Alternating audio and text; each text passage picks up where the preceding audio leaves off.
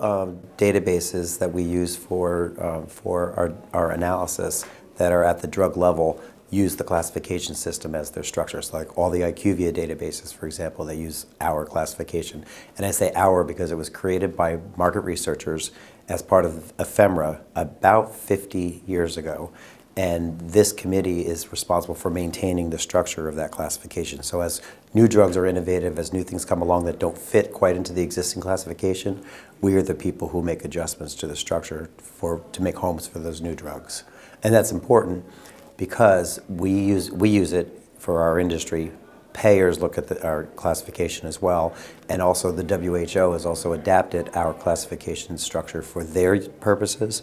So we have a meeting once a year to make sure that their classification and our classification stay more or less aligned. Mm-hmm. The number one use of it is for market analysis. So anyone who's analyzing a market, whether it be someone in pharmaceuticals or outside of pharmaceuticals, it's for that. So when they're pulling drugs that they believe go together, they can find them pretty easily. There's that. Payers use the classification for evaluation of new therapies to see how innovative they are.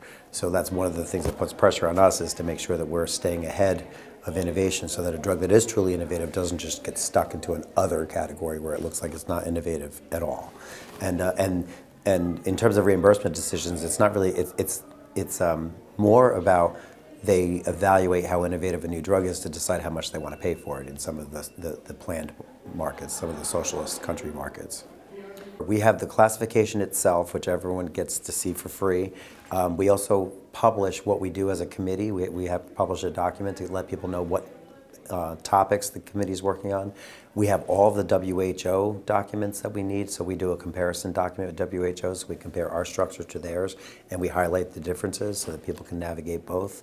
I think that's most of it. There are some other things too, like we have a document called Who We Are and What Do We Do, for anybody who's ever interested to see how the classification committee actually functions. We do a vote every May, June. So we work on proposals during the year to say this is something that we think should be changed.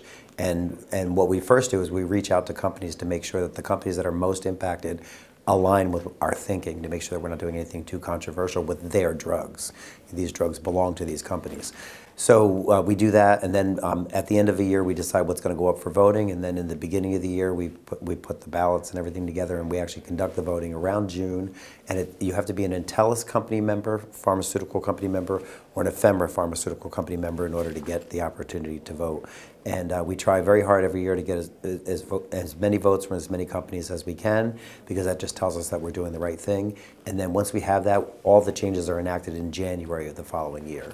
So that's pretty much our cycle.